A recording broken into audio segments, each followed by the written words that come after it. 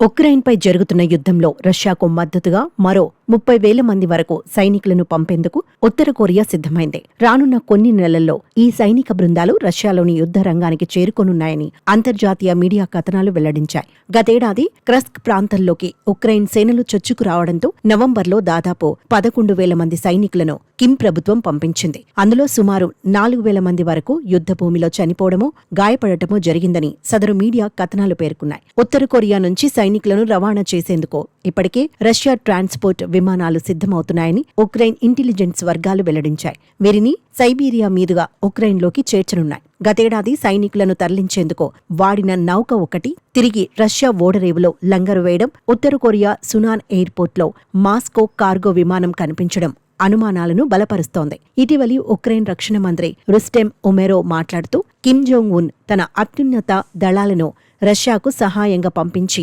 స్వదేశాన్ని సమస్యల్లో పడేస్తున్నారన్నారు. అంతేకాదు, ప్యాంగ్యాంగ్ సేవలను చూస్తే రష్యా సొంత సైనిక సమీకరణలో సమస్యలు ఉన్న విషయం తెలుస్తోందని చెప్పారు.